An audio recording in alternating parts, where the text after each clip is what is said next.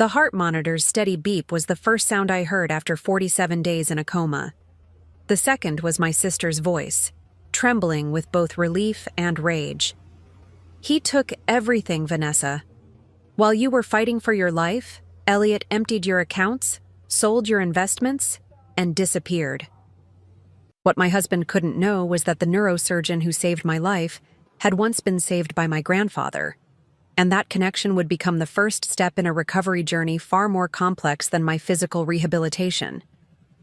Before we jump back in, tell us where you're tuning in from, and if this story touches you, make sure you're subscribed, because tomorrow I've saved something extra special for you.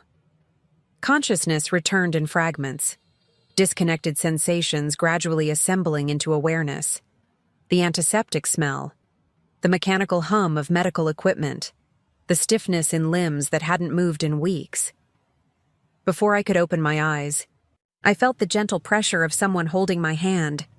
"She's responding to stimuli. Vanessa, can you hear me? Squeeze my hand if you can hear me."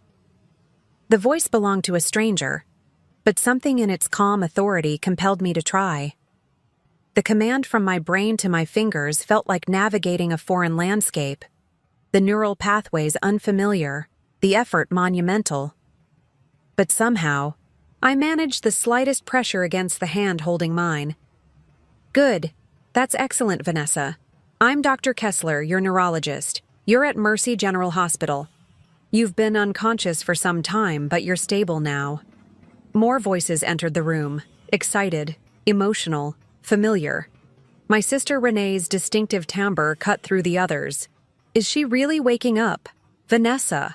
Oh my God, can she hear us?" My eyelids felt sealed shut, but with tremendous effort, I managed to open them slightly. Light flooded in, painful, disorienting. Blurred figures gradually sharpened into focus. Renee's face appeared above me, tears streaming down her cheeks, her dark hair pulled back in the messy bun she wore when stressed. "She's back," she whispered half to herself. "You're back, V." The following hours passed in a haze of medical assessments, brief moments of lucidity punctuated by exhaustion. Words like traumatic brain injury, medically induced coma, and remarkable recovery floated around me. I gathered that I'd been in a car accident. Black ice on the Greenway Bridge, my sedan hydroplaning into a guardrail at 60 mph. The airbag deployment had saved my life but caused a coup-contre-coup injury, my brain slamming against my skull from the impact. Only after the medical team had completed their evaluations, when just Renee remained in my hospital room as evening settled in, did I manage to form the question that had been hovering at the edges of my consciousness. "Elliot?" My voice emerged as a rasp, barely audible. Renee's expression shifted instantly, her relieved smile vanishing. She took my hand, her grip tightening slightly. "V, there's a lot you don't know yet. Let's focus on your recovery first. Where's my husband?" Each word required enormous effort, but I needed to know. Renee closed her eyes briefly, then met my gaze with the direct look I knew preceded difficult truths. Since childhood, my sister had never softened reality for me, a quality I'd always valued until this moment. "We don't know. He's gone." "Gone?" The single word contained all my confusion. "It started about 2 weeks after your accident, when the doctors weren't sure if you'd—" She paused, swallowing hard. "Elliot began liquidating your assets. First, the joint accounts. He emptied them completely. Then he somehow gained access to your personal accounts, your investment portfolio, even your retirement fund. The information should have shocked me, but in my compromised state, it felt distant, like a story about someone else. I struggled to process what she was saying. "The house?" My voice trembled. "He listed it for sale, but I managed to block that with a temporary injunction. Your name is still on the deed, and I argued to the court that you were incapacitated and couldn't have consented. That's frozen for now." I closed my eyes, images of our custom-built craftsman home in the Oak Hill neighborhood flashing through my mind. We'd designed every element together, from the wraparound porch to the library with built-in bookshelves that Elliot had insisted on for my collection of first editions. 4 years of marriage, a shared life we'd carefully constructed, all apparently meaningless to him. "How much?" I whispered. Renee hesitated. "Based on what we've pieced together so far, about $17 million. The figure hung in the air between us. 15 years as a software architect specializing in financial security systems had provided me with a comfortable life. I'd entered the marriage with significant assets, having sold my first security protocol to a major banking network at 27.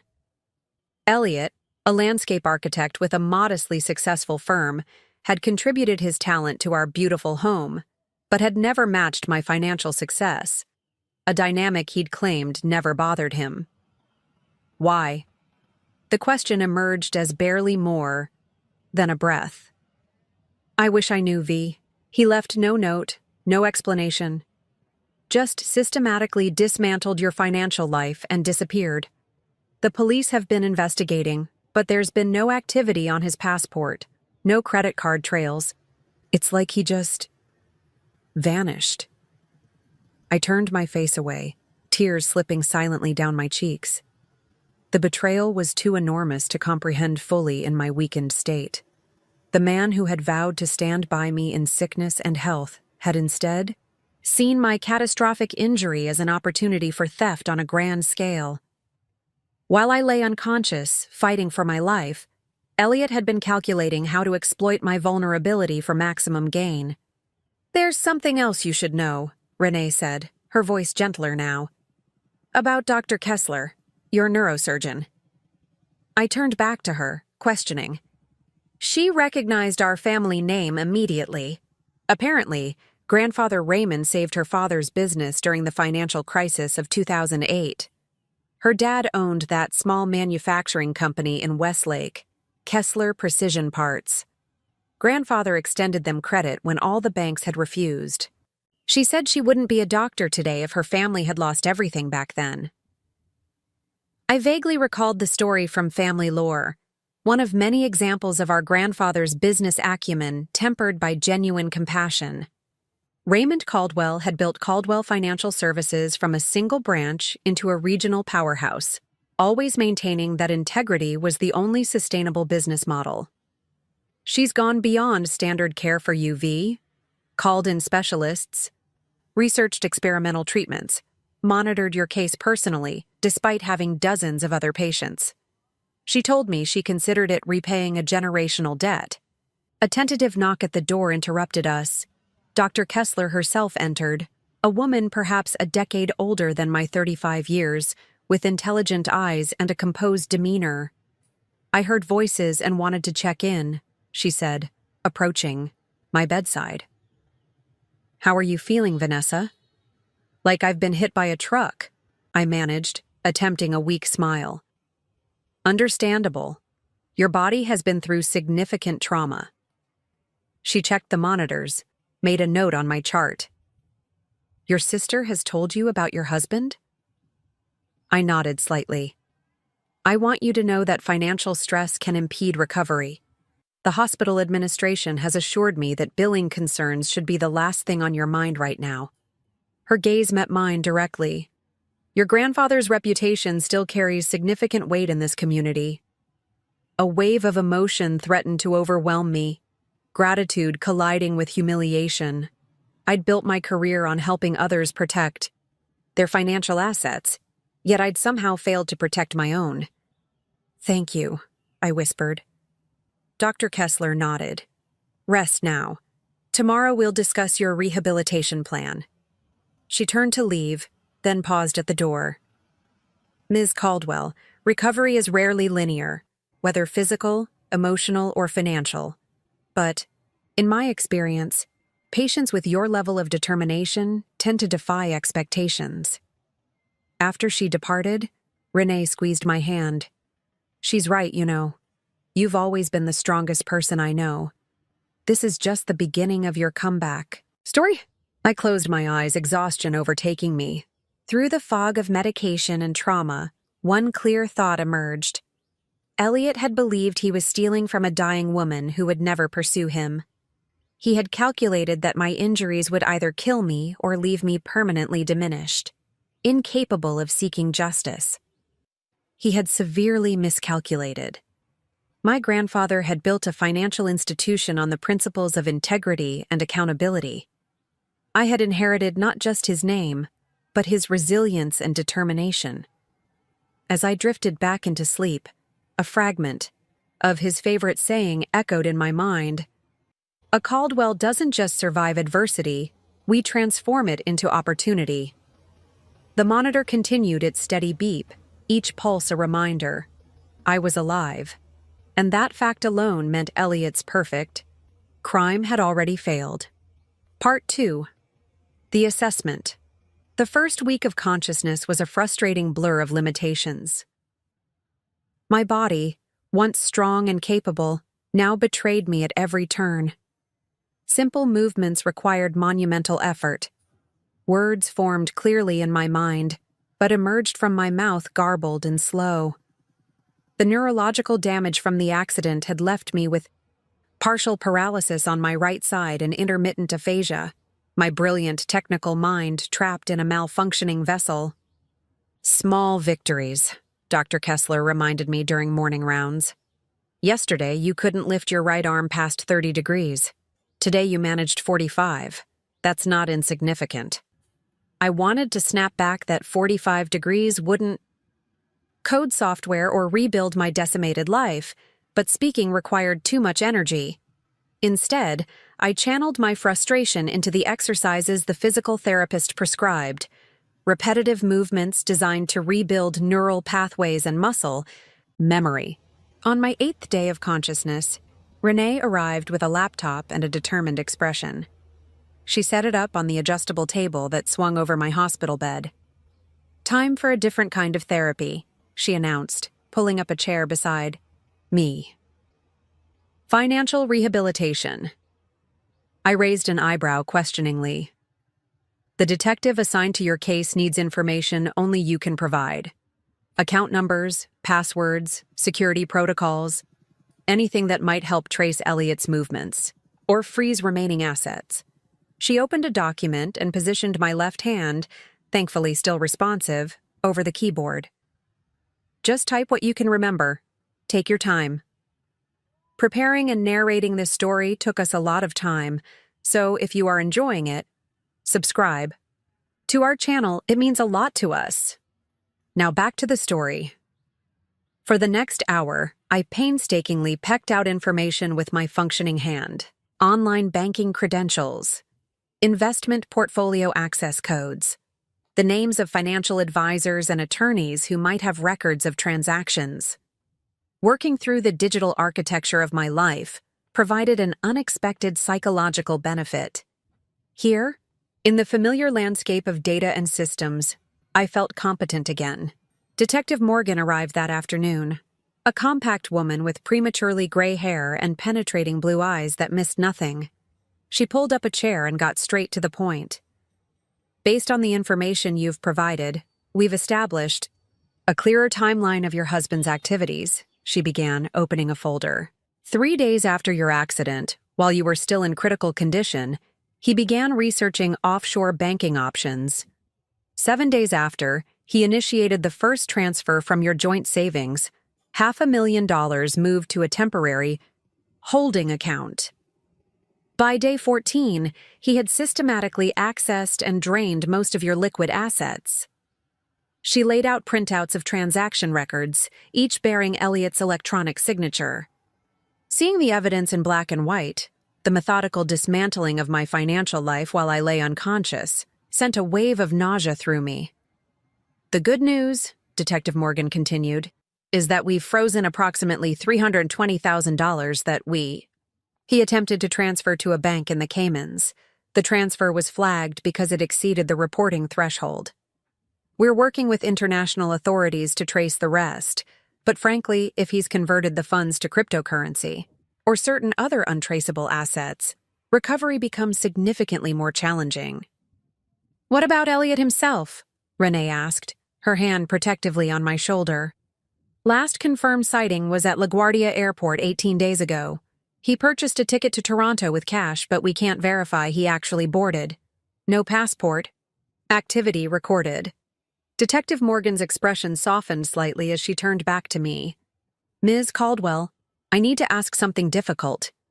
Was there any indication before your accident that your husband was planning this? Any changes in behavior? Unusual questions about finances? Suggestions of dissatisfaction? I closed my eyes, forcing my sluggish brain to review the weeks before the accident. Elliot and I had been discussing having a child. We'd attended a friend's anniversary party where he'd been attentive and affectionate.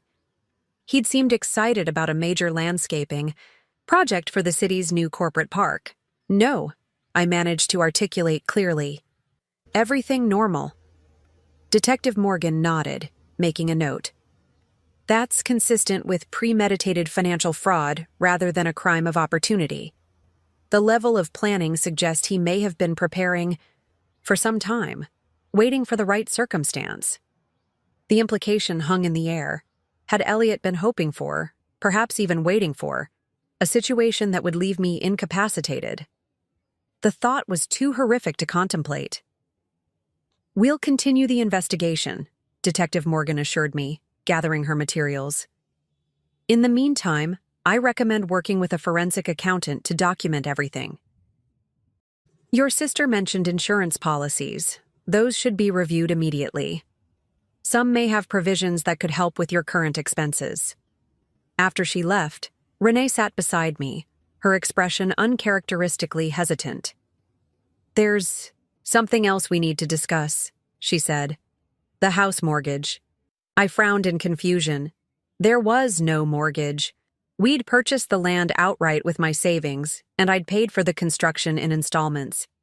Elliot took out a home equity line of credit 3 months ago. Maximum amount against your property. The payments have already fallen behind. The revelation struck like a physical blow. Not only had his betrayal been premeditated, but it had begun long before my accident. While we'd been discussing starting a family, he'd been secretly leveraging our home, preparing his escape route while maintaining the facade of our marriage. Statement, I managed to say, the word taking effort to form correctly. Renee pulled a document from her bag and placed it before me. There it was, Elliot's signature alongside a poorly forged version of my own on a $750,000 line of credit. The forgery wouldn't have fooled anyone who knew my handwriting, but apparently the bank hadn't questioned it. I've already spoken with a lawyer, Renee said. We can fight this based on the forged signature, but it will take time. Meanwhile, we need to prevent foreclosure proceedings. I closed my eyes, the magnitude of the situation threatening to overwhelm me. Beyond the financial devastation was the deeper betrayal. The realization that the man I had loved, trusted, and built a life with had been meticulously planning my financial destruction while pretending to plan our future.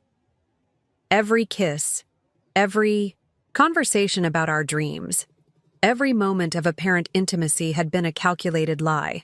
A gentle knock at the door preceded Dr. Kessler's entrance. She took in the papers scattered across my bed and Renee's distressed expression.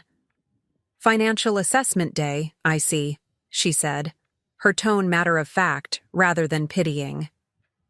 How are you holding up, Vanessa? I met her gaze directly and forced out a clear, if slow, response. Ready to fight? A hint of approval flickered across her professional demeanor. Good, because I have news about your rehabilitation plan. She picked up my chart and continued. Your cognitive functions are recovering faster than expected. The aphasia should continue to improve with therapy. The partial paralysis on your right side will require intensive physical rehabilitation, but the latest scans indicate no permanent damage to the motor cortex. Full recovery is possible, though the timeline is uncertain. She paused, studying me carefully. The insurance situation complicates things. Standard coverage would typically provide 4 weeks of inpatient rehabilitation. Given your circumstances, I've arranged for you to be admitted to the Caldwell Rehabilitation Center. The irony wasn't lost on me. The rehabilitation facility, named for my grandfather, funded in part by his charitable foundation, would now treat his granddaughter. They have an exceptional neurological rehabilitation program, Dr. Kessler continued. And given your family's historical relationship with the institution, they've agreed to defer billing concerns until your financial situation clarifies. Pride and pragmatism warred within me. I had always made my own way, deliberately avoiding trading on the Caldwell name throughout my career. Now I had no choice but to accept the advantages it offered. When? I asked. Transfer scheduled for tomorrow morning. The program is intensive, 6 hours of therapy daily. It won't be easy. I nodded, determination solidifying within me. Nothing worthwhile ever is. After Dr. Kessler left, Renee began gathering the financial documents scattered across the bed. We should let you rest before tomorrow. Wait, I said, the word coming more clearly than before. I gestured toward the laptop. Need to check something. Renee positioned the computer where I could reach it with my left hand. With painstaking slowness, I navigated to my email and entered the password. Thousands of unread messages filled the inbox, colleagues sending well wishes, notifications from professional organizations, automated systems pinging with updates. I ignored them all, searching for one specific folder labeled Insurance. What are you looking for? Renee asked, watching my laborious typing. I didn't answer immediately, focused on finding what I hoped still existed. Finally, I opened a document dated 3 years prior, a comprehensive personal insurance inventory I'd created shortly after. Marrying Elliot. There, listed among various policies, was the item I sought. Identity theft and fraud protection insurance, $2 coverage, policy KDL 7782943. I turned the screen toward Renee, a grim smile forming on my face. The security expert in me had prepared for contingencies Elliot couldn't have imagined. While he believed he was stealing from a helpless victim, he'd actually triggered protection mechanisms designed precisely for such scenarios. You brilliant woman, Renee whispered, understanding dawning. You insured yourself against exactly this type of fraud. I nodded, feeling the first genuine spark of hope since awakening. The path ahead remained daunting. Physical rehabilitation, legal battles, emotional recovery from profound betrayal. But in this moment, I recognized that while Elliot had taken much from me, he hadn't taken everything. More importantly, he hadn't taken what mattered most: my intelligence, my resilience, and my determination to rebuild not just what was lost, but something stronger. Tomorrow, I said, the word clear and decisive. We begin. The Caldwell Rehabilitation Center occupied a sprawling campus on the outskirts of the city, its modern buildings surrounded by meticulously landscaped gardens, designed for both beauty and therapeutic function. Curved walkways accommodated wheelchairs, while providing progressive distance challenges for patients relearning to walk. Gardens with varied textures stimulated sensory rehabilitation. A central courtyard featured an adaptive playground where patients with children could maintain family connections during extended stays. The irony wasn't lost on me as the ambulance transported me through the ornate gates bearing my family name. My grandfather had established this facility after my grandmother's stroke 30 years ago, determined to create a rehabilitation center that treated patients with dignity while pushing them to their fullest potential. Compassionate intensity had been his guiding philosophy, a balance between empathy for suffering and refusal to accept artificial limitations. Now I would experience that philosophy firsthand. My private room overlooked the eastern gardens, where morning light illuminated flowering plants selected for year-round blooms. The space was designed to feel more like an upscale hotel than a medical facility, soothing colors, comfortable furniture that discreetly accommodated medical needs, and technology integrated throughout for both entertainment and therapeutic purposes. Dr. Maya Wilson, the center's neurological rehabilitation director, conducted my intake assessment personally, another courtesy extended to the Caldwell name, though she tactfully avoided mentioning this. "I've reviewed your medical records from Mercy General," she said, her voice carrying the slight lilt of her native Jamaica. "Dr. Kessler has done excellent acute care work. Now we focus on rebuilding function, neurological, physical, and cognitive." She conducted a series of baseline assessments, testing my speech, memory, motor control, and cognitive processing. I struggled through each evaluation, frustration mounting as tasks that would have once been effortless now required intense concentration or remained impossible. Simple arithmetic problems took minutes to solve. Arranging blocks into specified patterns defeated my trembling right hand. Finding words for common objects sometimes eluded me entirely. "Excellent effort," Dr. Wilson said when we finished, making notes in my file. "Failed everything," I responded, the simplified speech pattern still necessary to make myself understood. "On the contrary," she corrected, looking up with calm certainty. "You demonstrated measurable function across all domains.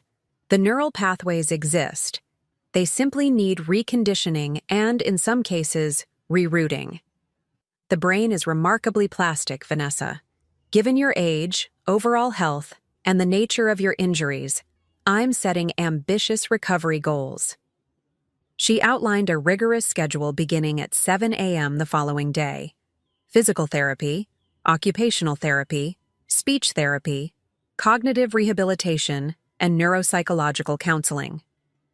6 hours of intensive work daily with scheduled rest, periods to prevent cognitive fatigue.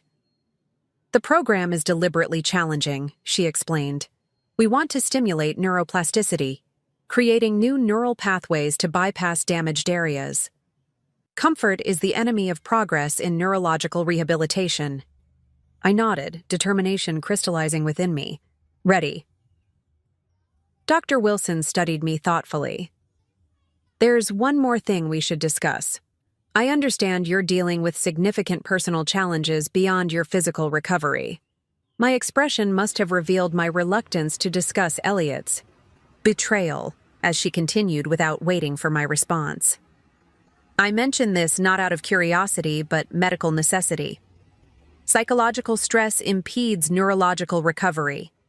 Anxiety, anger, and depression can physically alter the brain's healing environment. Whatever challenges you're facing outside these walls will affect your progress within them." She leaned forward slightly, her expression both professional and genuinely concerned. "Our neuropsychologist, Dr. Park, specializes in trauma recovery, including betrayal trauma. I'd like to schedule additional sessions with him, beyond the standard cognitive rehabilitation work." My instinct was to refuse. The physical and cognitive challenges ahead were daunting enough without adding emotional excavation to the agenda. But the rational part of my brain, the systems analyst who understood that ignoring vulnerabilities didn't eliminate them, recognized the wisdom in her recommendation. "Okay," I agreed reluctantly. "Excellent. Now rest tonight. Tomorrow we begin the real work." Real work proved to be an understatement. My rehabilitation program launched with an intensity that left no room for self-pity or rumination on Elliot's betrayal. My day began at 6 a.m. with baseline vitals and medication, followed by a carefully calibrated breakfast designed to optimize brain function. By 7 a.m., I was in the physical therapy gym, working with Marcos, a former military physical therapist, whose cheerful demeanor belied his unyielding expectations. "Your brain has forgotten how to properly communicate with your muscles," he explained, during our first session. "We need to remind it through repetition and progressive challenge. Every movement, no matter how small, reinforces those pathways." For 90 grueling minutes, He guided me through exercises designed to reconnect my brain with my weakened right side. Simple movements repeated dozens of times. Weight-bearing exercises calibrated to my current capability but pushing just beyond. Comfort. Balance work that left me trembling with effort. A 30-minute rest period preceded occupational therapy with Sarah, who focused on rebuilding the fine motor skills essential for daily independence, holding utensils, managing buttons, and zippers, typing on a keyboard. The precision required for these tasks highlighted how much function I had lost and how far I had to go. Speech therapy with Denise targeted both my expressive and receptive language deficits. We practiced word retrieval, sentence construction, and comprehension exercises. The aphasia that scrambled my speech and occasionally my understanding proved particularly frustrating. Complex thoughts formed clearly in my mind but emerged in simplified, sometimes garbled form when I attempted to express them. "Your intelligence is intact," Denise reassured me. "The processing centers are just temporarily inefficient. We're creating alternate routes for information to travel from your brain to your speech mechanisms." Cognitive rehabilitation with Dr. Chen involved exercises to improve attention, memory, problem-solving, and executive function. Puzzles, pattern recognition, sequencing tasks, all designed to strengthen neural connections damaged by the traumatic brain injury. As a software architect who had prided myself on analytical thinking, these sessions were perhaps the most emotionally challenging, highlighting the gap between my previous capabilities and current limitations. Between formal therapy sessions, I was assigned homework, exercises to complete independently to reinforce the day's training. Even meals became therapeutic opportunities, with adaptive utensils gradually replaced by standard ones as my dexterity improved. By the end of that first day, exhaustion overwhelmed me. I lay in my room, muscles aching, brain foggy, eyes too heavy to remain open. Yet, beneath the fatigue flickered something new, the faintest spark of hope. I had completed the full schedule, however imperfectly. My body and mind had responded to the demands placed upon them, not with fluid competence, but with stubborn effort that had produced measurable, if minimal, results. The most challenging session came on my third day, my first appointment with Dr. Park, the neuropsychologist. Unlike the other therapists who focused primarily on mechanical function, Dr. Park addressed the intersection of neurological recovery and emotional processing. Traumatic brain injury creates one kind of cognitive disruption, he explained in his quiet, steady voice. Betrayal trauma creates another. Together, they can either compound each other's effects or, with proper integration, inform a more comprehensive healing process. He didn't push me to immediately discuss Elliot's betrayal, but instead introduced techniques for managing the cognitive and emotional overwhelm that often accompanied brain injury recovery, mindfulness practices, cognitive reframing strategies, techniques for breaking seemingly insurmountable challenges into manageable components. The brain heals itself partly through narrative coherence, he explained. Making sense of what has happened is not just psychological comfort, it's neurological necessity. But that narrative construction requires energy your brain currently needs for basic function restoration. So we pace the emotional processing alongside the physical rehabilitation. By the end of my first week at the center, a tentative routine had established itself. Each day brought minute improvements, holding a fork more steadily, completing a cognitive puzzle more quickly, speaking with slightly greater fluency. The progress was glacial compared to my pre-injury capabilities, but undeniable when measured against the previous day's baseline. Renee visited daily, bringing updates on both personal and financial matters. The fraud protection insurance claim was proceeding, with investigators documenting Elliot's unauthorized transactions. The lawyer had filed preliminary paperwork contesting the home equity line of credit based on the forged signature. Detective Morgan had confirmed Elliot's departure from the country. Facial recognition software had identified him boarding a flight to Mexico City the day after the Toronto flight he never took. During one evening visit, Renee brought a secure tablet loaded with specialized software. "From your team at Securitech," she explained. "They've been asking how they can help. Apparently, these cognitive exercises were specifically designed for tech professionals recovering from brain injuries. The programming challenges increase in complexity as you improve." I accepted the tablet with my left hand, emotion tightening my throat. My colleagues hadn't forgotten me during my absence. While Elliot had been dismantling our life, my professional network had been quietly supporting my eventual return.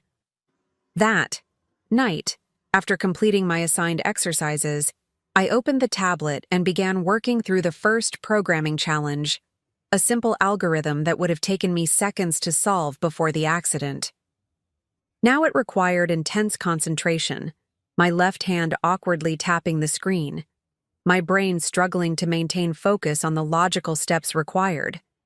It took me nearly an hour to complete what should have been a 5-minute task.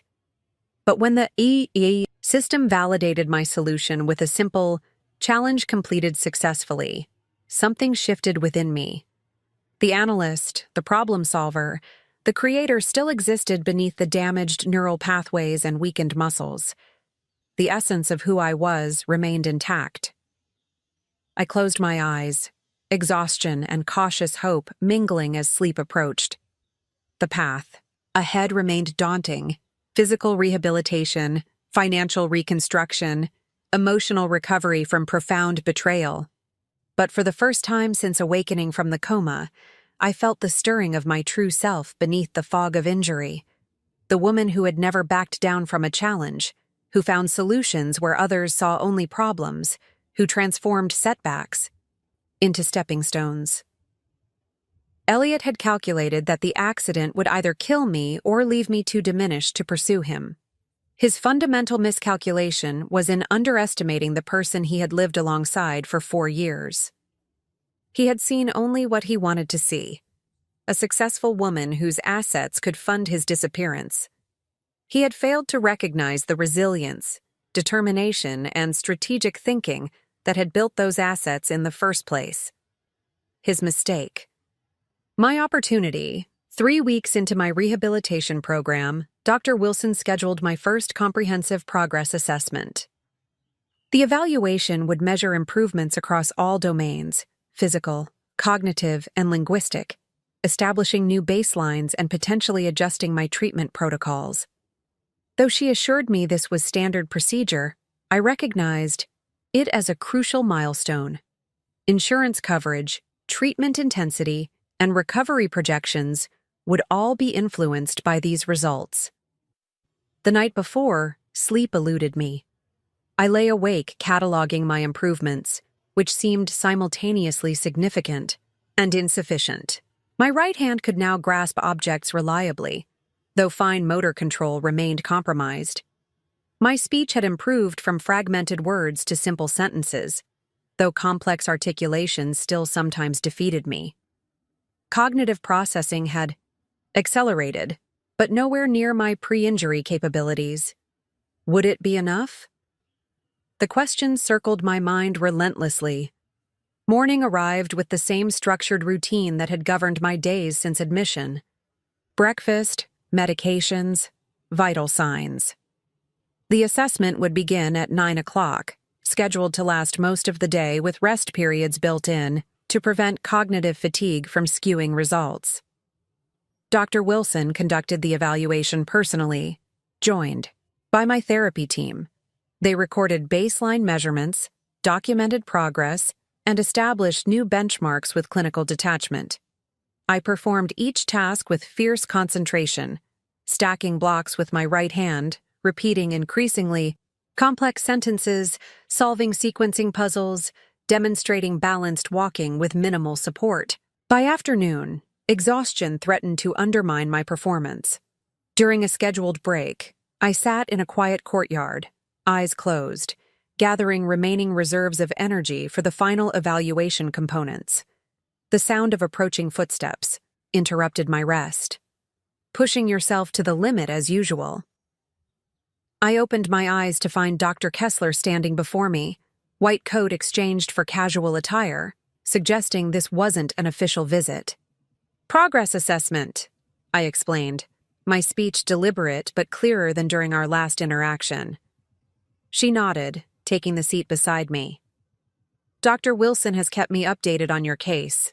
Your recovery rate is impressive, considering the severity of your injuries. Not fast enough. By whose standards? She asked, her direct gaze challenging. Medical science suggests a recovery timeline of 18 to 24 months for injuries like yours. You're attempting to compress that into a fraction of the time through sheer determination. The observation wasn't critical but matter of fact, reflecting the pragmatic approach I'd come to associate with her. She continued, Your grandfather had the same quality, you know. During my father's financial crisis, Raymond Caldwell advised him to declare bankruptcy, the mathematically sound decision given the circumstances. My father refused, unwilling to surrender the company he'd built. Instead of dismissing him as irrational, your grandfather recognized something valuable in that stubborn determination. He structured an unorthodox financing arrangement that ultimately saved both the business and our family's legacy. I hadn't heard this part of the story before. The connection between our families ran deeper than a simple business transaction. Why are you here? I asked, curiosity overcoming fatigue. Professional interest in a remarkable case? Her slight smile suggested there was more. And personal connection to a family that changed my life trajectory. The Caldwell name opens doors, as you've experienced. But it's what happens after those doors open that defines legacy. She glanced at her watch. Your cognitive assessment with Dr. Chen begins in 10 minutes. I won't keep you.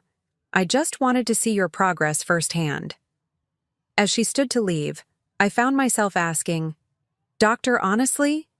Will I recover completely? Dr. Kessler considered the question with characteristic thoroughness. Medically speaking, complete recovery is an imprecise term.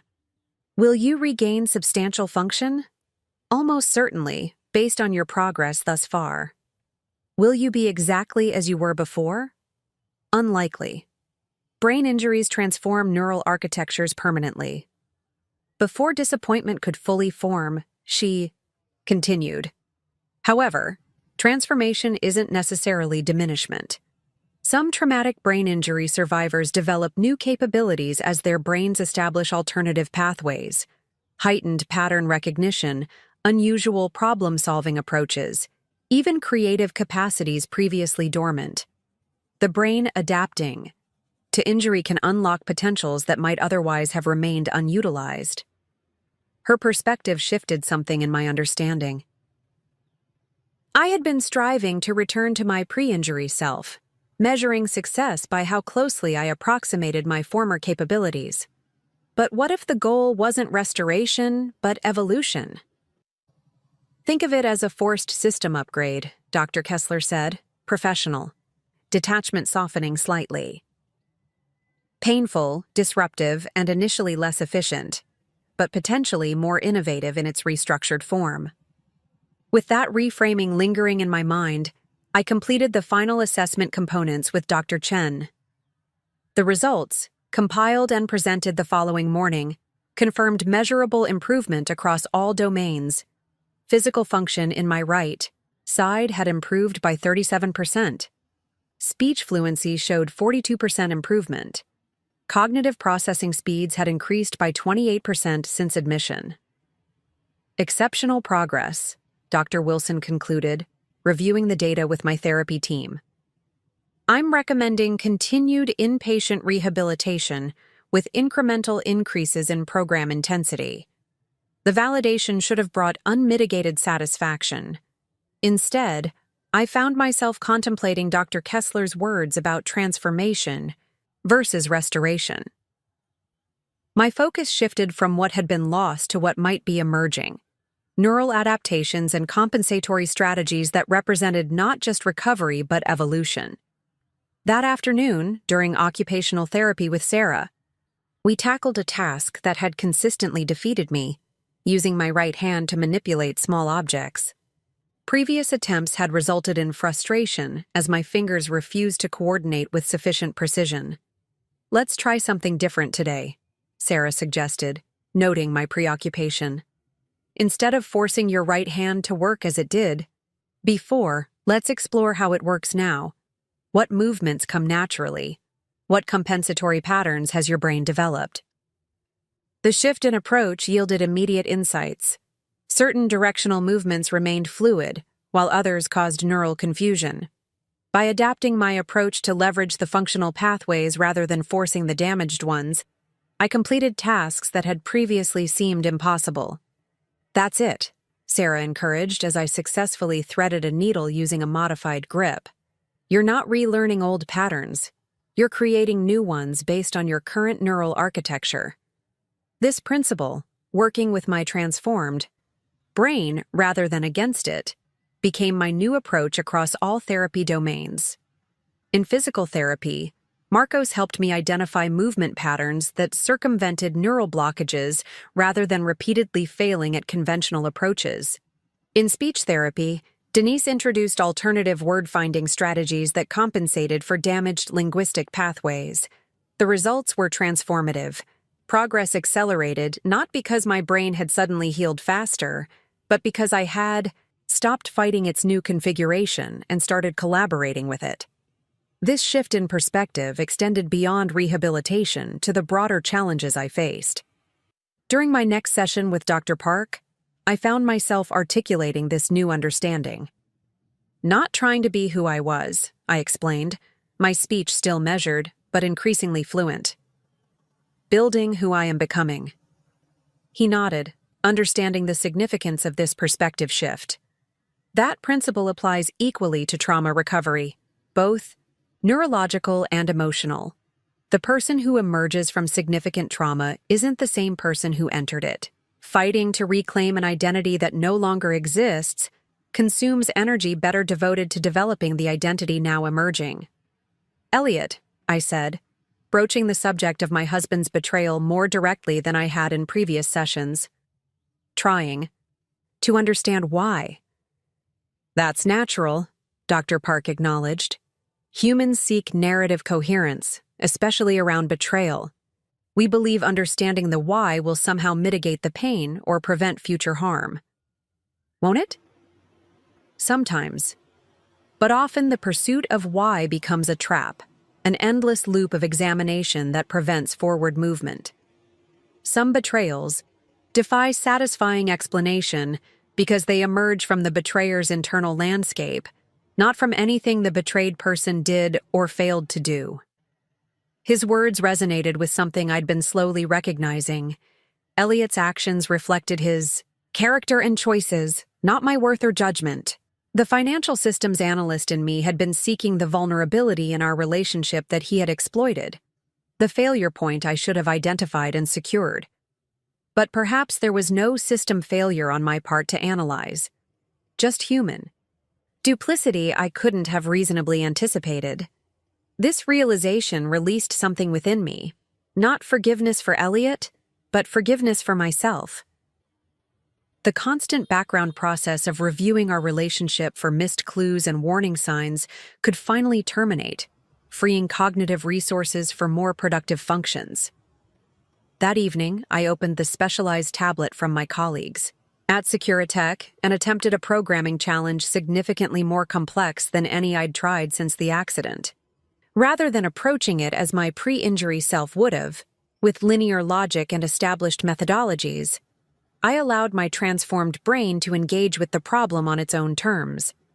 To my surprise, connections formed that I wouldn't have previously considered.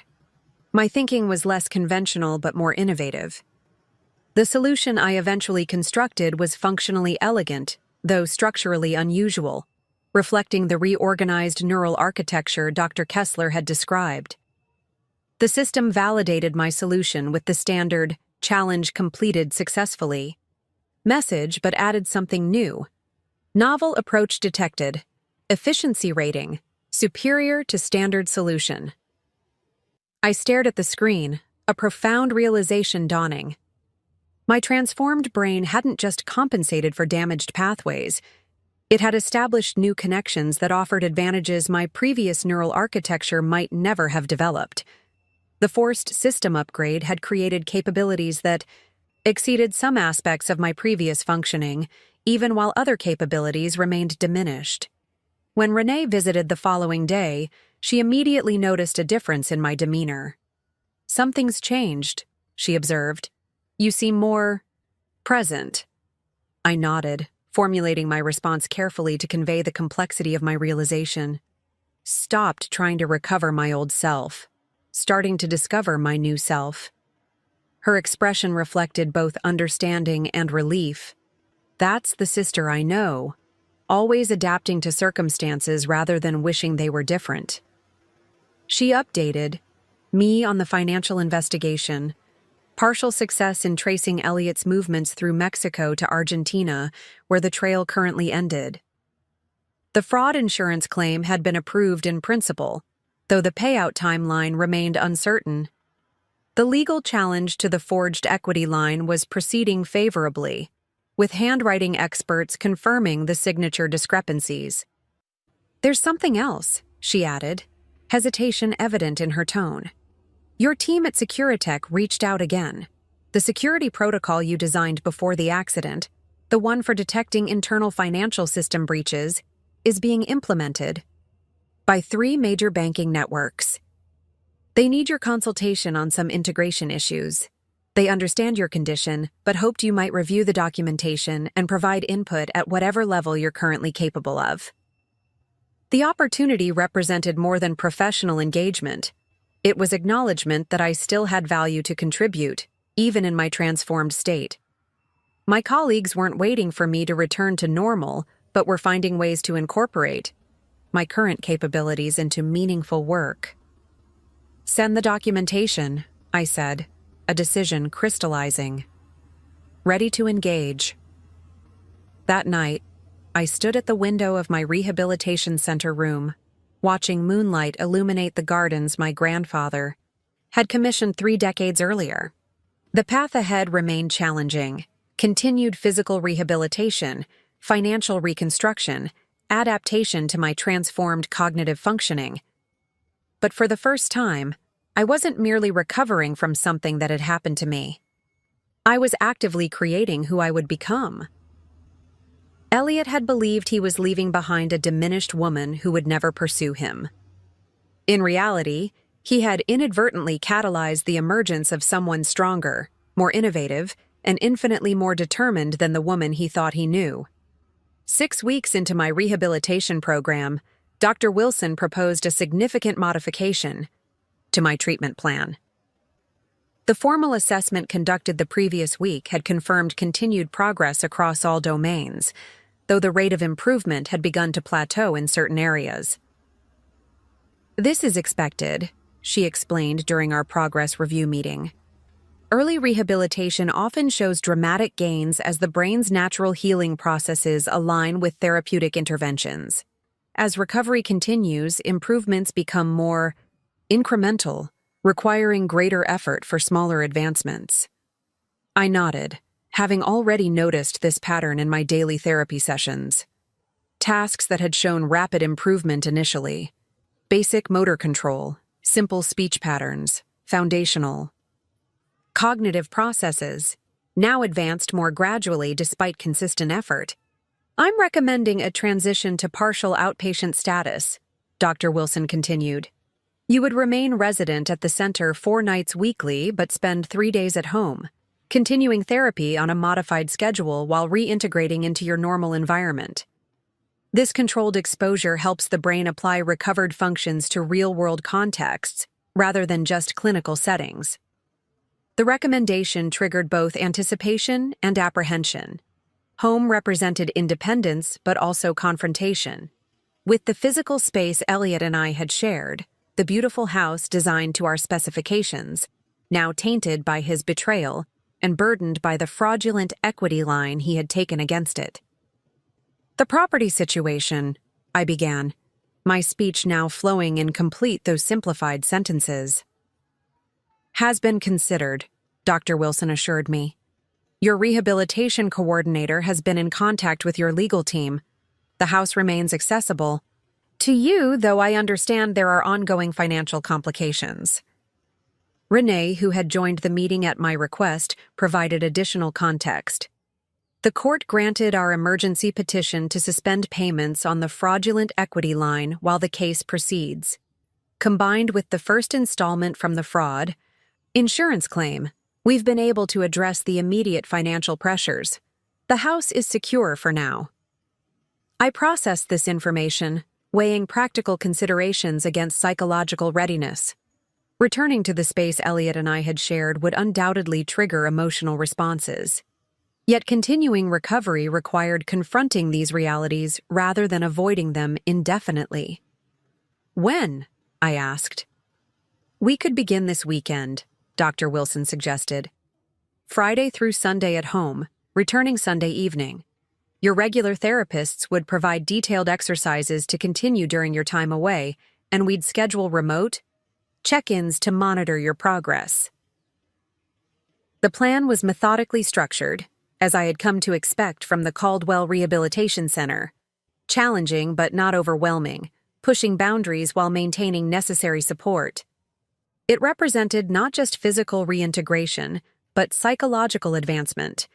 Acknowledgement that recovery happened not in isolation, but through engagement with the very world I would ultimately rejoin. Yes, I decided. Ready. Preparations. For my first weekend home proceeded with characteristic thoroughness. Occupational therapists conducted a virtual assessment of my residence, identifying potential hazards and recommending temporary modifications to accommodate my ongoing physical limitations. Speech therapists provided communication strategies for potential interactions with neighbors or service providers. Cognitive rehabilitation specialists assigned practical tasks designed to exercise executive functions in everyday contexts. Dr. Park devoted our pre-transition session to psychological preparation, particularly focusing on strategies for managing emotional responses to returning home. The physical space will likely trigger memories and associations, both positive and negative, he explained. Rather than attempting to suppress these responses, I encourage mindful acknowledgement. Notice the emotions as they arise, recognize them as natural reactions to your circumstances, then consciously decide how to engage with them. He provided practical tools for this approach.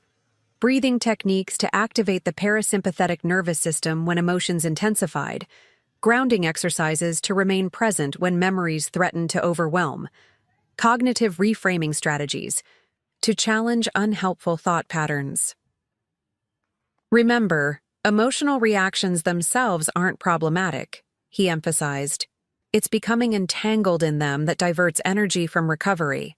Acknowledge, accept, then redirect your focus to the present moment and the constructive actions available to you now. This perspective, neither suppressing difficult emotions nor becoming consumed by them, echoed the broader philosophy that had accelerated my rehabilitation, working with my current reality rather than fighting against it. Friday morning arrived with unexpected nervousness. Despite weeks of physical challenges that I had faced with determination, this new frontier, returning to the life interrupted by accident and betrayal, triggered a vulnerability I hadn't anticipated. Renee noticed my tension when she arrived, to drive me home. "We can reschedule if you're not ready," she offered, helping me gather the medications, adaptive equipment, and therapy materials needed for the weekend. I shook my head, resolute despite my apprehension. Need to move forward. The drive from the rehabilitation center to my Oak Hill neighborhood took 30 minutes, during which Renee filled the silence with updates on mutual friends, community, developments, and lighter topics that required minimal response from me. Her seemingly casual conversation served a therapeutic purpose, maintaining normalcy while distracting from mounting anxiety as we approached our destination. As we turned onto my street, The familiar landscape triggered a cascade of emotions. The tree-lined avenue with its carefully maintained properties. The community park where Elliot and I had occasionally picnicked on summer evenings. The distinctive mailboxes I had passed countless times without particular notice, now somehow poignant in their mundane consistency.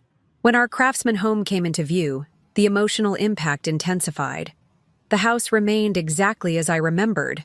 The stone pathway leading to the broad front porch, the custom woodwork Elliot had commissioned to complement my design specifications, the garden beds now slightly overgrown, but still bearing the structural elements he had so carefully planned. Renee has been checking on the property weekly, my sister explained, noting my focus on the exterior condition.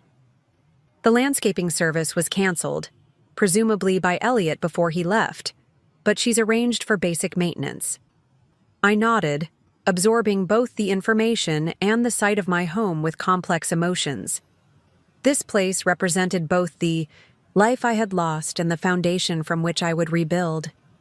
It contained memories of genuine happiness alongside evidence of calculated betrayal. The cognitive dissonance was substantial, but not overwhelming, perhaps an indication of the progress I'd made not just physically, but emotionally. Renee parked in the circular driveway and came around to assist me from the car. Though my mobility had improved significantly, uneven surfaces still presented challenges, and the stone pathway required careful navigation with my cane. We approached the front door at a measured pace that would have frustrated my pre-injury self, but now represented significant achievement compared to the wheelchair I had required just weeks earlier. The moment of threshold crossing arrived with ceremonial weight. Renee unlocked the door and stepped back, intuiting my need to enter on my own terms. I paused briefly, gathering resolve, then stepped forward into the space that had once been the center of my life. The interior welcomed me with familiar scents and textures, the cedar panels in the entryway, the natural light filtering through custom windows, the open floor plan that flowed from entrance to living area. Someone, Renee presumably, had prepared for my arrival. Fresh flowers brightened the central table. Adaptive equipment had been strategically placed, grab bars installed in bathrooms, a temporary ramp covering the step down to the sunken living room, a raised seat on my favorite reading chair. I moved slowly through the space, reacquainting myself with its dimensions and details. The library with its floor-to-ceiling bookshelves, where Elliot and I had spent countless evenings, reading in comfortable silence. The kitchen with its custom island where we had prepared meals together, his culinary skills complementing my enthusiastic but limited repertoire. The home office where I had often worked late into the night, developing the security protocols that had built my professional reputation. Each space contained memories that now required recontextualization, neither rejected entirely nor accepted uncritically, but integrated into a new understanding of my history and identity. The home office, once associated primarily with professional achievement, now also represented the fraud protection policy I had presciently purchased. The kitchen island recalled not just domestic harmony, but conversations about our future that Elliot had engaged in while secretly planning his exit. "Do you want to rest?" Renee asked, observing my deliberate progress through the house. Dr. Wilson emphasized the importance of managing fatigue during this transition. I considered the question, assessing my physical and emotional state with the self-awareness rehabilitation had cultivated. "Not yet. Need to see everything first." We continued through the main floor, then carefully ascended the stairs to the second level. A significant physical challenge that I managed with determined focus. The master bedroom presented the most potent emotional test, the space Elliot and I had shared most intimately, now feeling simultaneously familiar and foreign. Someone had changed the bedding, replacing our shared comforter with one I didn't recognize.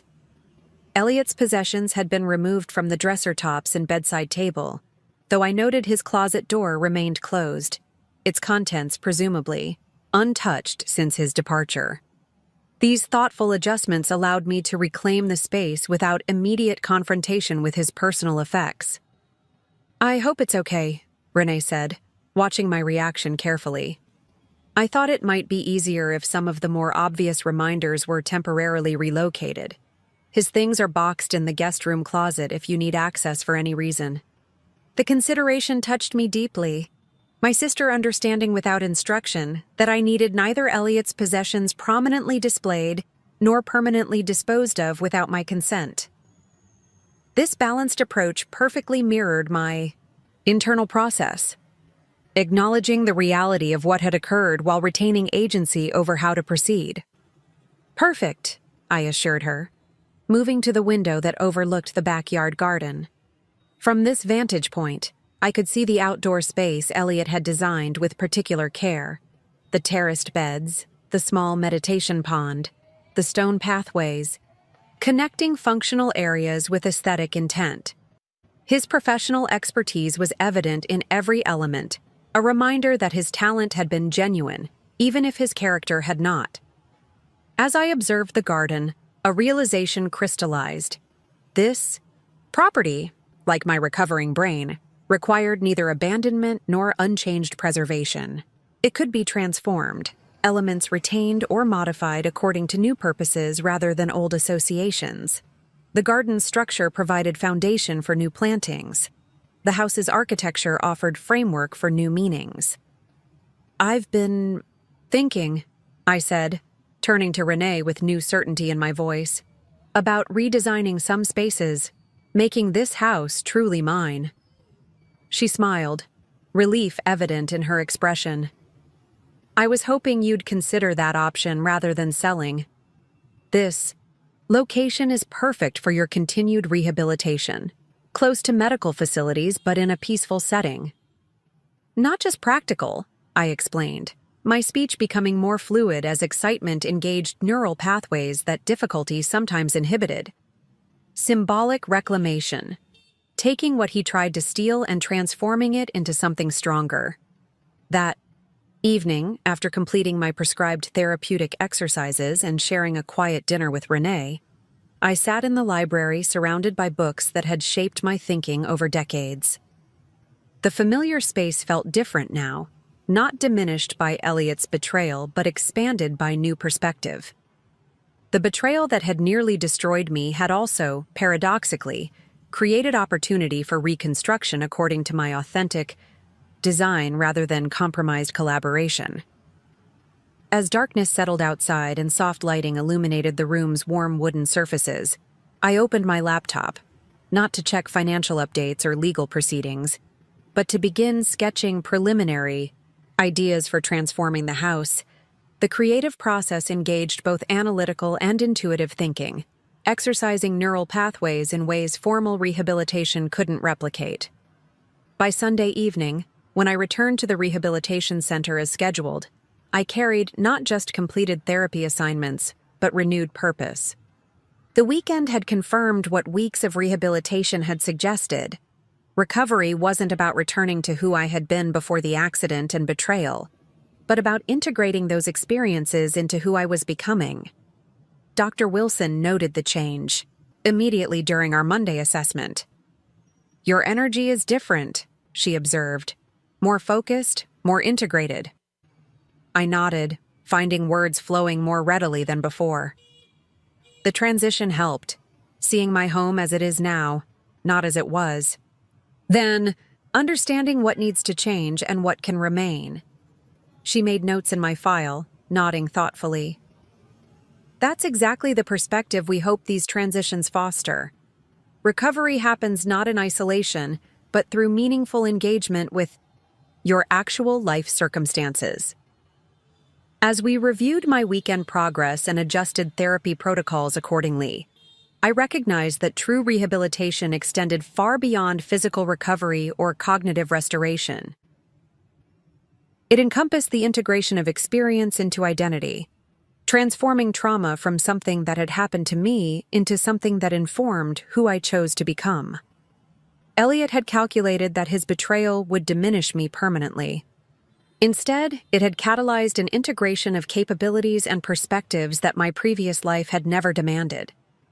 The woman emerging from this process was not a damaged version of her former self, but an evolved being with hard-earned wisdom and resilience that no amount of professional success could have provided.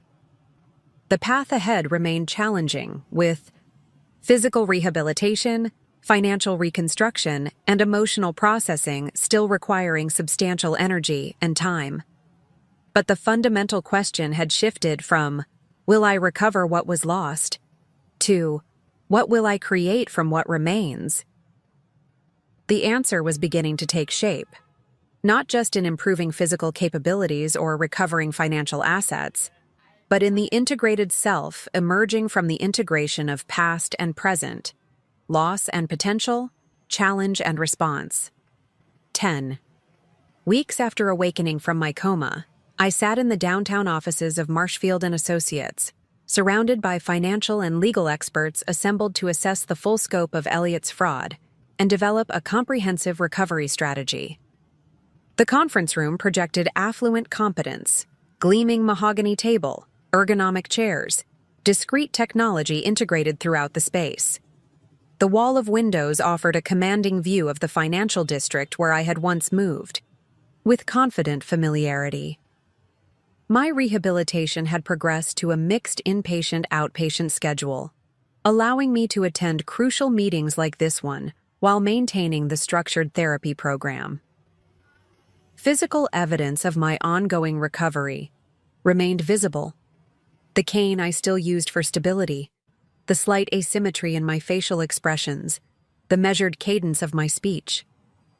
Less visible were the cognitive accommodations I had developed, memory strategies, processing techniques, and adapted problem-solving approaches that compensated for persistent neurological challenges.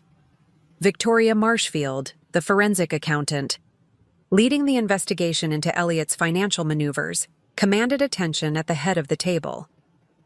With 30 years' experience tracking complex fraud schemes, she had been recommended by the insurance company handling my claim, a fortunate connection as her reputation for relentless financial investigation was well earned.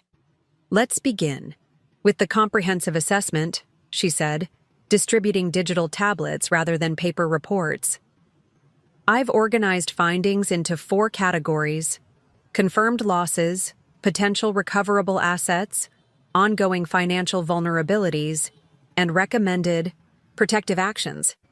The tablets synchronized with the main display, showing a detailed financial diagram that mapped Elliott's methodical dismantling of our shared financial life. The visualization struck me as ironically elegant, a network analysis that would have impressed me professionally had it not represented the calculated destruction of my economic security. Over a period of approximately 4 months preceding Ms. Caldwell's accident, Elliott Bennett began systematic preparation for financial extraction, Victoria explained, highlighting the earliest transactions.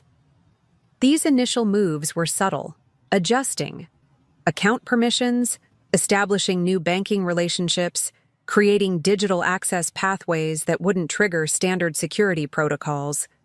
I studied the timeline with analytical detachment, noting the precision with which Elliott had orchestrated his betrayal. The security specialist in me recognized sophisticated methodology behind his approach, exploiting trust relationships to circumvent protections that would have stopped an outside attacker. Following the accident, when Ms. Caldwell was medically unable to monitor accounts or respond to notifications, he accelerated the extraction process, Victoria continued. Total confirmed misappropriation currently stands at $1.73 million, distributed across multiple channels. The figure appeared on screen, broken down by category: liquid assets from joint accounts, personal accounts accessed without authorization, investment portfolios liquidated at significant loss penalties, retirement funds withdrawn despite substantial tax consequences, personal possessions sold well below market value, and the fraudulent home equity line secured with my forged signature. "That's the bad news," Victoria said, sliding to the next screen. "Now for more promising developments." We've definitively traced approximately $890,000 of these assets. The display shifted to show a complex international money trail, funds, moving through accounts in Mexico, Argentina, and finally to a property purchase in Costa Rica. The visualization included satellite imagery of a recently constructed villa in a remote coastal area, property records displaying a corporation name rather than Elliot's personal identification, and connection points linking the corporate entity to shell companies funded by my stolen assets. Your husband believed he had adequately obscured the money trail, Victoria explained, permitting herself a small, satisfied smile. He underestimated both modern forensic accounting methods and the international financial cooperation framework established after the 2008 crisis. The property purchase was his most significant tactical error. Converting liquid assets to fixed real estate created a recoverable target. My attorney, Gabriela Martinez, picked up the thread. We've already initiated legal proceedings in Costa Rica to freeze the property and associated accounts. Their judiciary has a strong record of cooperation in international fraud cases, particularly when the evidence trail is as well documented as Victoria has provided. Timeline for recovery? I asked, the practical question reflecting my evolving approach to the situation. Less emotional reaction, more strategic response. Legal proceedings in international jurisdictions are never swift, Gabriela acknowledged. However, the fraud insurance claim has been fully approved, with the first major installment already received. Additional payments will follow as we document specific unrecovered losses. This financial bridge had already proved essential, covering immediate medical expenses not addressed by my health insurance and preserving my home from potential foreclosure proceedings while we contested the fraudulent equity line. What about the remaining untraced funds? I asked, noting the substantial gap between confirmed misappropriation and located assets. Victoria's expression turned more reserved.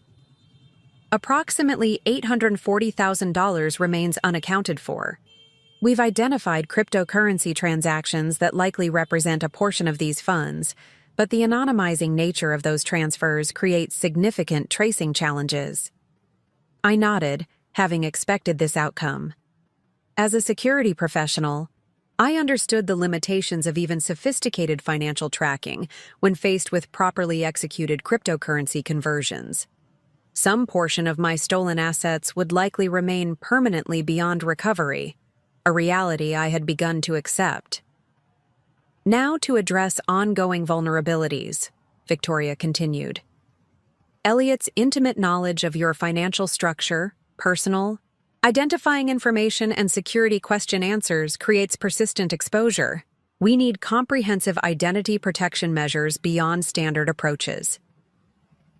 The meeting proceeded for another 2 hours, detailing specific recovery strategies and protection mechanisms. Throughout, I maintained focused engagement, asking relevant questions and contributing insights from my security background. The mental stamina required was considerable. Sustained concentration still taxed my healing brain. But the subject matter engaged neural pathways strengthened through years of professional expertise. As the meeting concluded, Victoria remained behind while others gathered materials and departed. She studied me with professional assessment that reminded me of Dr. Wilson's clinical evaluations. You're handling this differently than most fraud victims I've worked with, she observed once. We were alone. There's a clarity to your approach that's unusual, particularly given the personal betrayal aspect. I considered her observation before responding. The accident and coma created unexpected perspective. When you've lost neurological function, financial losses become differently contextualized. Victoria nodded thoughtfully. Still, the magnitude of this betrayal, by a spouse, during extreme medical vulnerability, would devastate most people's decision-making capacity. You're engaging with unusual strategic focus. Necessary adaptation, I explained. My brain works differently now. Emotional processing requires more energy, creates cognitive interference. Analytical pathways function more efficiently when I maintain operational detachment. This was perhaps the most unexpected development in my recovery. The way traumatic brain injury had reorganized my cognitive architecture, creating both limitations and unusual capabilities. Areas of my brain previously dominated by emotional processing now participated in analytical functions, resulting in decision-making, less influenced by emotional variables that once would have commanded greater attention. Whatever the neurological explanation, it's giving you an advantage, Victoria said. Elliot clearly expected pursuit from an emotionally compromised victim, not a strategically focused adversary. Her observation crystallized something I had been gradually recognizing. Elliot's calculations had been based on his understanding of who I had been before the accident. A successful professional, certainly, but one whose emotional attachments and trust patterns he had studied and exploited for years. The transformed woman emerging from rehabilitation operated according to different parameters, with neurological reorganization that made me, in many ways, unrecognizable compared to the wife he had betrayed. He's expecting someone who no longer exists, I acknowledged. Exactly, and that misconception creates tactical opportunities.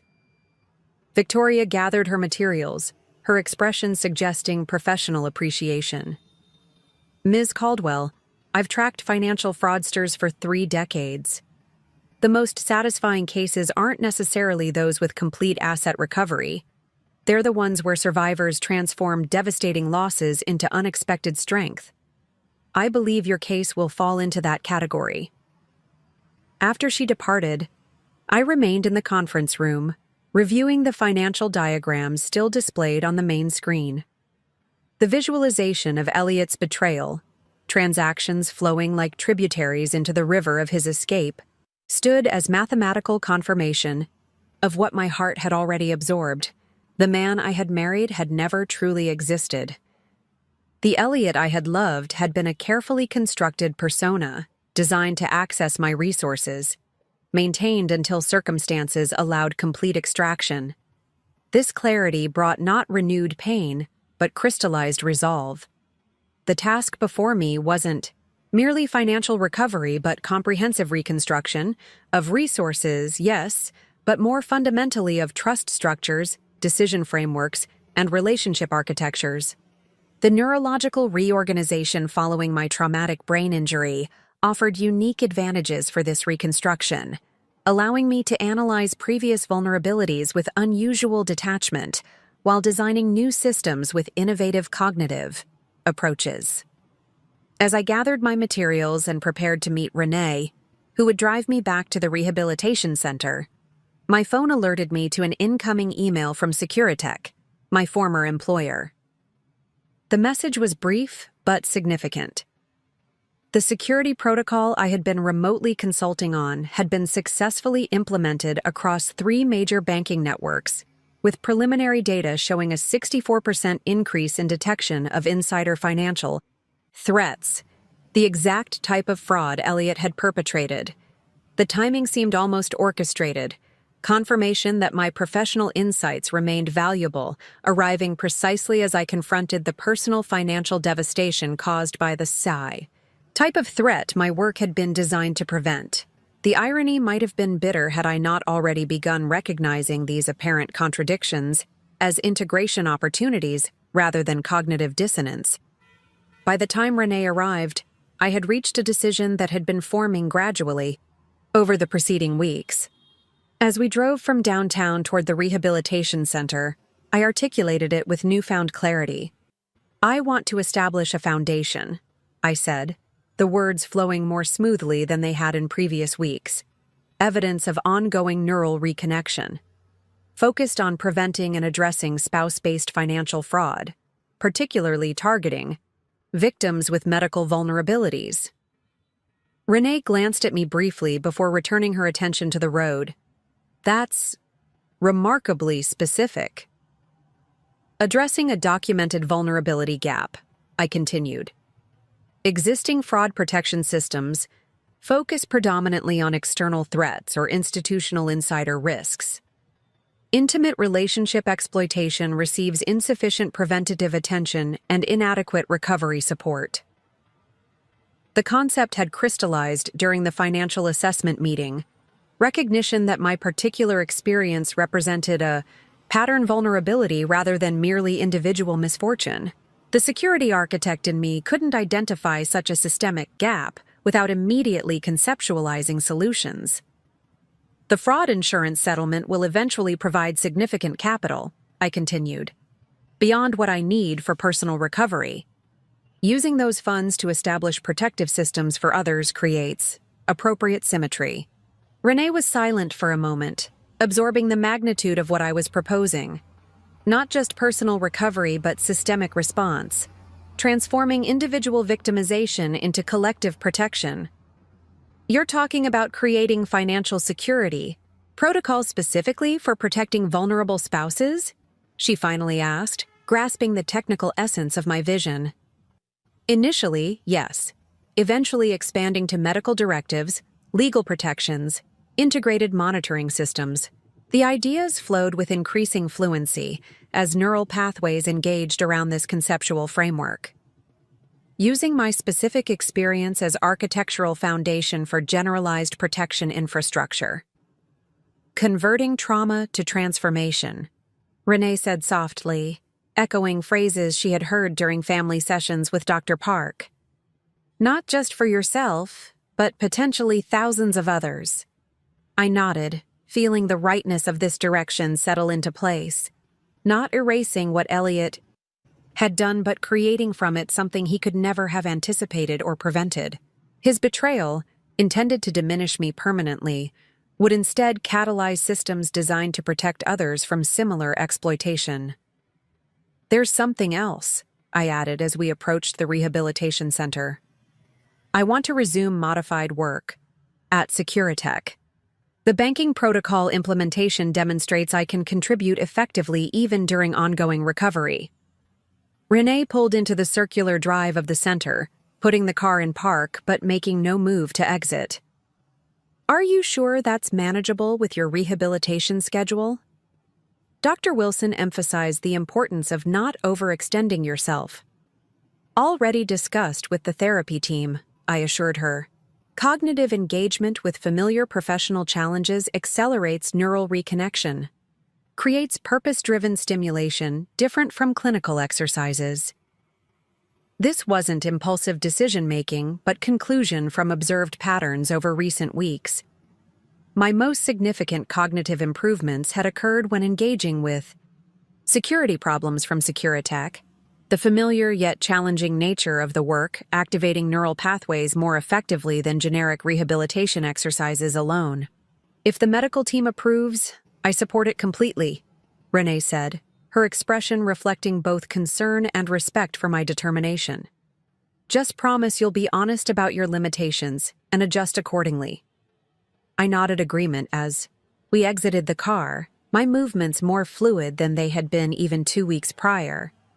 Evidence of continued physical improvement matching my cognitive advancement. The rehabilitation center welcomed us with its familiar structured environment, a transition space between acute medical care and full independence that had become not just treatment facility but developmental laboratory.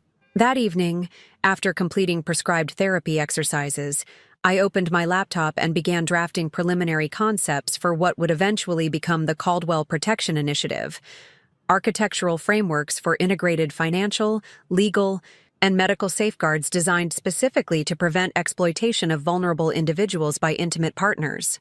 The work engaged both analytical and creative cognitive functions, exercising neural pathways in patterns that standard rehabilitation couldn't replicate. As midnight approached, I saved my work and prepared for sleep, a sense of purposeful direction, replacing the reactive response that had characterized earlier phases of recovery. Elliot had calculated that his betrayal would destroy not just my financial security, but my fundamental trust in my own judgment. Instead, it had catalyzed reconstruction according to more resilient design principles, not just for my personal protection, but potentially for thousands of others who might otherwise face similar exploitation. The woman emerging from this process was neither the trusting wife Elliot had betrayed, nor simply a more cautious version of my former self. She was something entirely new, forged through trauma, recovery, and purposeful integration into someone whose capabilities and perspectives could never have developed through more conventional life paths. The injury that had nearly killed me and the betrayal that had nearly broken me had together created conditions for transformation beyond anything I could have previously imagined. Neural reorganization and personal reconstruction converging to create not just recovery, but renaissance. 4 months after awakening from my coma, I stood before the floor-to-ceiling windows in my home office, watching early morning light transform the garden from shadowed outlines to vibrant detail. The symbolism wasn't lost on me. Gradual illumination revealing both beauty and flaws, clarity emerging from darkness. My rehabilitation had followed a similar pattern, each week bringing increased functional capacity and deeper understanding of both limitations and new possibilities. My life had established a new rhythm: 3 days weekly at the rehabilitation center, 2 days working remotely for Securitech on adapted projects, weekends devoted to developing the architectural framework for the Caldwell Protection Initiative. The structure provided balanced cognitive engagement, each domain exercising different neural pathways while contributing to integrated recovery. The physical evidence of my injury had diminished substantially. The cane remained necessary only for extended walking or uneven terrain. My right hand had regained sufficient dexterity for typing, though fine motor tasks still presented challenges. My speech had normalized to the point where strangers noticed nothing unusual, though those familiar with my pre-injury patterns might detect the slightly deliberate cadence that emerged during complex discussions. Less visible, but more significant, were the cognitive adaptations I had developed. My thought processes followed different pathways than before, integrating analytical and intuitive functions in novel configurations. Problem-solving approaches that would have seemed counterintuitive to my pre-injury self now emerged naturally, often yielding solutions more innovative than conventional methodologies could produce. A knock at the office door interrupted my reflection. Renee entered carrying 2 coffee mugs, having arrived earlier to help prepare for an important meeting scheduled that morning. "Ready for today?" she asked, setting one mug on my desk and taking a seat in the reading chair by the window. I nodded, turning from the garden view to face her. As ready as possible without knowing exactly what to expect. Today marked a significant milestone, my first face-to-face meeting with the investigative team tracking Elliot's international movements. Detective Morgan would be joined by representatives from the Financial Crimes Division of the FBI and an agent from Interpol's Financial Fraud Unit. Their unexpected request for an in-person meeting suggested significant developments. "Whatever they've found, you've already accomplished more than anyone expected," Renee reminded me, her expression reflecting the pride she took in my progress. "The foundation concept is gaining traction. Your work with Securitech is expanding. And Dr. Wilson says you're in the top percentile for traumatic brain injury recovery." Her assessment was accurate but incomplete. External metrics of recovery, physical capabilities, professional engagement, financial stabilization, told only part of the story. The internal transformation remained more complex, a continuous integration process as my understanding of what had happened evolved alongside my vision of what could emerge from it. "It's not about catching Elliot anymore," I said, articulating something I had been gradually recognizing. "That would be justice, certainly, but my life is moving in directions that have transcended what he did." Renee studied me thoughtfully, perhaps hearing in my words an evolution from the determination that had characterized earlier phases of my recovery. "You've stopped seeing yourself as someone recovering from victimization," she observed. "Because that's no longer my primary identity," I confirmed. "I'm building systems that wouldn't exist without what happened, developing capabilities I wouldn't have discovered otherwise. The accident and betrayal are now origin points rather than defining events." This perspective shift had emerged gradually through work with Dr. Park, accelerating as the Caldwell Protection Initiative evolved from conceptual framework to implementable design. The project had begun as responsive, addressing vulnerabilities Elliot had exploited, but had transformed into something proactive, incorporating innovative approaches that drew upon my unique cognitive architecture. Our conversation paused as the security system announced visitors approaching. Renee went to welcome them while I gathered the materials I had prepared for the meeting.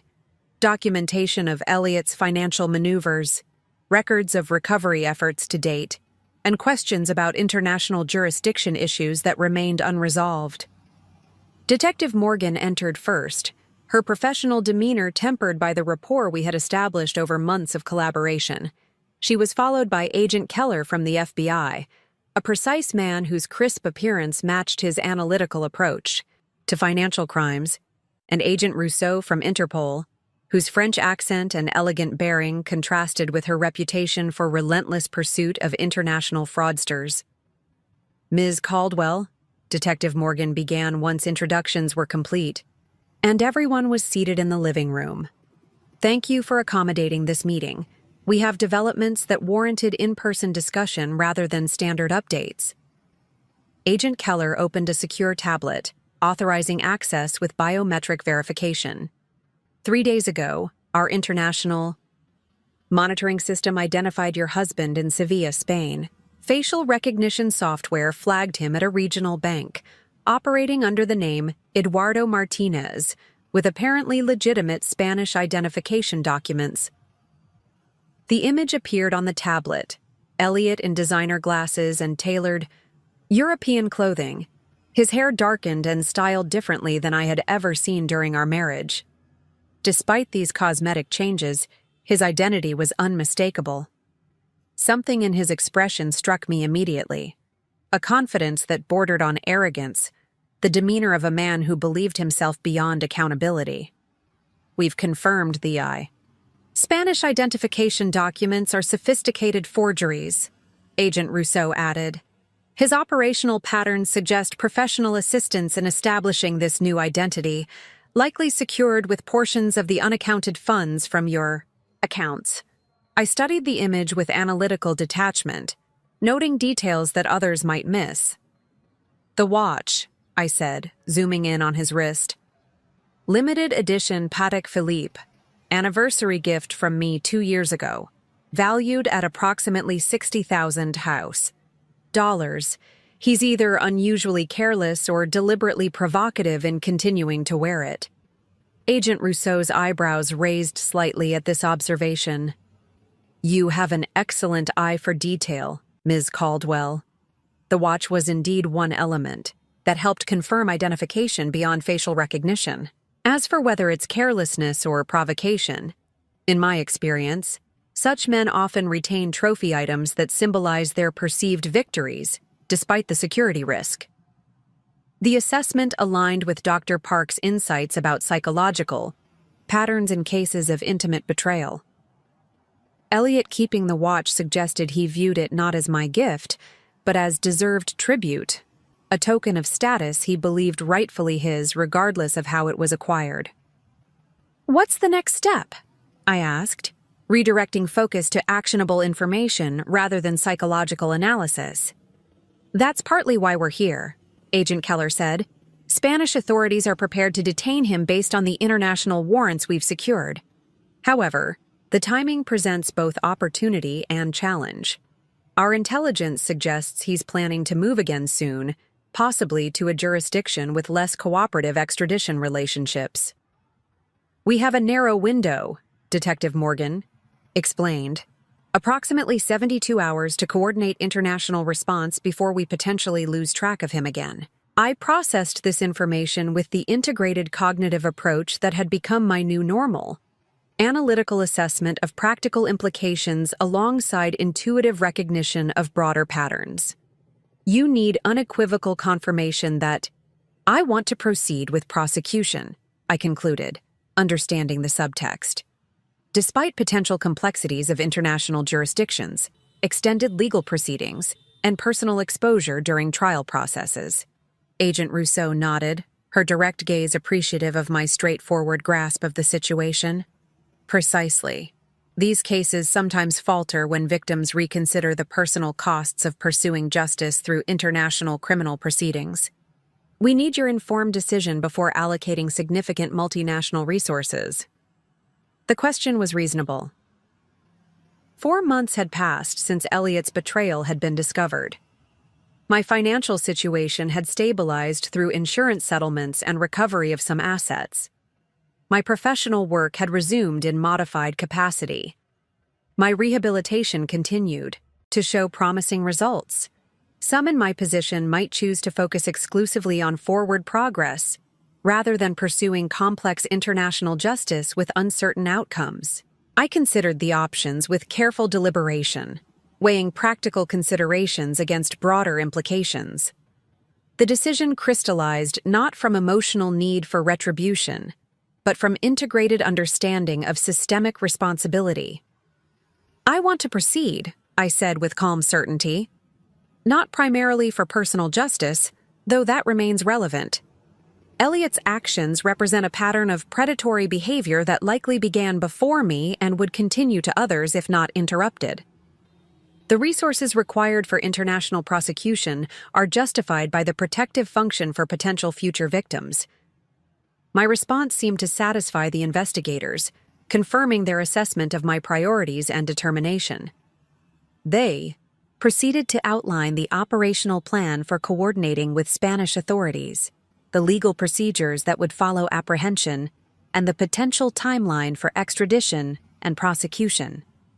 As they discussed jurisdictional details, I found my attention drawn back to Elliot's image on the tablet. The man captured by security cameras in Spain was simultaneously familiar and unrecognizable, physically identical to the husband I had lived with for 4 years, yet fundamentally a stranger. The cognitive dissonance that had once been painful had transformed into something closer to anthropological interest. Observation of a specimen whose behavior patterns revealed important data rather than emotional triggers. There's something else you should know, Agent Rousseau said as the procedural discussion concluded. Our investigation has identified what appears to be a pattern. Your husband, or perhaps we should say, the man you knew as Elliot Bennett, has done this before. This revelation caught my full attention. Elaborate, please. We've connected him to at least 2 previous identities, she explained, displaying documentation on her tablet. Thomas Whitaker in Boston, 2014-2016, and James Cavendish in Chicago, 2016-2018. In both cases, he established relationships with successful professional women, married them, then disappeared with substantial financial assets when circumstances provided opportunity. The information should have been shocking, yet it registered as confirmation. Rather than revelation, pieces fitting into a puzzle whose general shape I had already intuited. Elliot wasn't simply an opportunist who had exploited my accident, but a calculated predator whose entire relationship with me had been strategic rather than authentic. Do the other women know? I asked, thinking immediately of the broader implications rather than my personal reaction. We've made contact with Rachel Donnelly, formerly Rachel Whitaker, Agent Keller confirmed. She's cooperating with the investigation and has provided valuable background information. We're still working to locate Susan Mercer, formerly Susan Cavendish. I want to speak with them, I said, the decision immediate and clear. Not for the investigation necessarily, but to offer connection to the Caldwell Protection Initiative. Their experiences likely contain insights valuable for developing effective preventative and recovery systems. The meeting continued for another hour, detailing practical next steps and coordination plans. Throughout, I maintained focused engagement, while simultaneously processing the broader implications of these revelations for both my personal understanding and the protective systems I was developing. After the investigators departed, Renee remained, her expression reflecting concern about how I was processing the new information. "Are you okay?" she asked as we settled in the kitchen where she began preparing lunch. Finding out he had done this before, that your entire marriage was essentially a practiced con, that's a lot to absorb. I considered her question carefully, assessing my internal response with the self-awareness rehabilitation had strengthened. I'm experiencing cognitive integration rather than emotional disruption, I explained. This information completes a pattern I had partially constructed, confirming analytical conclusions rather than challenging emotional investments. Renee studied me as she assembled sandwiches, likely noting the slightly formal language that still emerged when I discussed complex internal processes. In other words, you already suspected something like this, she translated. Yes. The level of calculation in his financial maneuvers suggested practiced methodology rather than opportunistic response. The new information provides operational value for developing more comprehensive protective systems. My perspective clearly struck Renee as unusual, perhaps clinically detached where emotional response might seem more natural. Yet it represented not emotional suppression, but genuine transformation in how my brain processed information following traumatic injury and psychological integration. I'm planning to contact Rachel Donnelly today, I continued, accepting the sandwich Renee offered. Her experience combined with mine could identify pattern vulnerabilities that would significantly enhance predictive modeling for the protection initiative. As we ate, I outlined evolving plans for expanding the Caldwell Protection Initiative beyond its initial conceptual framework. The discovery of Elliot's pattern of predatory behavior had crystallized the broader potential of what I was building, not just financial safeguards for medically vulnerable individuals, but comprehensive pattern recognition systems capable of identifying warning indicators before catastrophic exploitation occurred. You're creating something that might have protected you, Renee observed, and now could protect countless others. Systems that transform individual trauma into collective security, I agreed, converting exploitation patterns into protection architectures. The afternoon sunlight illuminated the kitchen as we discussed these expanding possibilities, casting what once had been shadow into clarifying light. The woman I was becoming continued to emerge through this integrated response to circumstances that had been designed to destroy me, not merely recovering what had been, but creating what never before existed. Elliot had calculated that his betrayal would leave me diminished and defeated. Instead, it had catalyzed expansion beyond anything my previous life trajectory would likely have produced. Neural reorganization and purposeful response combining to create capabilities, perspectives, and potential contributions uniquely valuable precisely because of what I had endured. The path ahead remained challenging. Continued rehabilitation, international legal proceedings, development of complex protection systems. Yet these challenges now represented not burdens to overcome, but purposeful engagement with meaningful work that could transform patterns of exploitation into architectures of security. As I cleared our lunch dishes with increasingly fluid movements, I recognized that Elliot's apprehension, while important for justice and prevention, had become almost secondary to the expanded purpose his betrayal had inadvertently created.